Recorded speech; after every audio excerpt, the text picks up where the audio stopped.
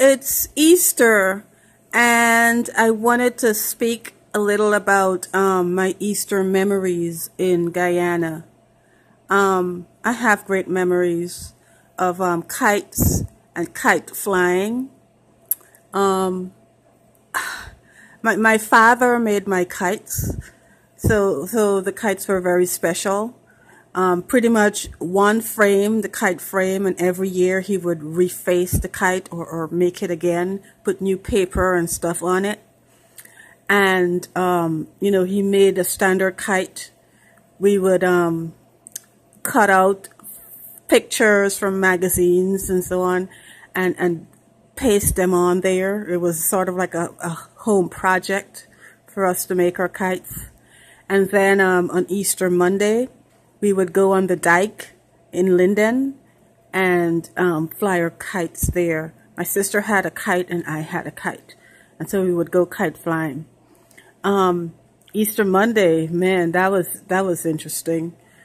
You would get up early, get dressed, get the kites and so on, and go out there, have a sort of picnic. That was fun. I liked the food and all and so on. The kites, I remember. My father would get the kite in the air. They call that raising the kite.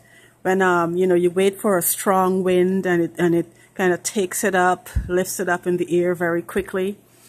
So he would do that, and then we would stand, with the string called a baller in our hands, watching the kite up in the air flying. And it was interesting for about 15-20 minutes or so, and then I would get tired. I'd just stand there and say, uh-oh, I don't really want to fly the kite anymore.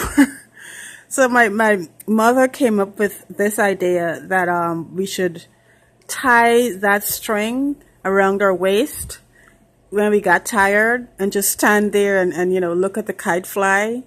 So most people probably knew me as one of two little girls that flew their kites with a string around their waist. The string was there and the kite up in the air, and then when we wanted to talk and walk around and so on and forget that we were flying our kites.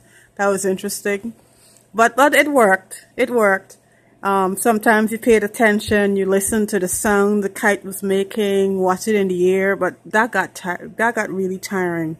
It was all fun though. I liked it. I remember the last year we went kite flying as a family. Something went wrong with my kite. I think another boy's kite had some sort of razor on it. I'm not sure what he was doing with the razor in his kite tail, but the razor cut the string from my kite. And the kite just, I guess it floated away like those balloons that float away in the air because, there's nothing attached to it and I'm not holding it. I remember I was distracted for a little bit doing something and then looking up and there was no kite there where it was. And I had no idea what was happening. So I think I told my father, I don't know where the kite is. The kite disappeared. So he said, uh-oh. I think the kite went away, it bust away, or something like that, he said. You have to go look for the kite. So, one of my cousins, went with me. We went walking up the dike, walking straight across. We ended up somewhere close to the trade school. There's a field there. I think the kite was somewhere near there. We walked all the way there, retrieved the kite. And after we picked it up, we walked back. So the kite was a little messy. It held up pretty well though. My father has very good kite making skills. He uses greaseproof paper for the body of it, like the little tougher paper. So, the kite wasn't torn into pieces with holes punched through or all that. It was in fairly good condition.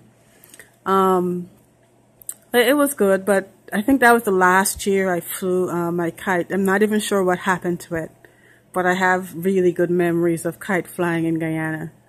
I think I'm going to have to get me a kite again, just so, I could look at it, maybe try to make it myself. I like all the accessories on the kite, like the frills at the side, the big ears. That's how we added color. The little the star in the center and all that. I like all that color and that design.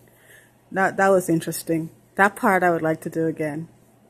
But that's it. Fond memories. So happy I have that in my background.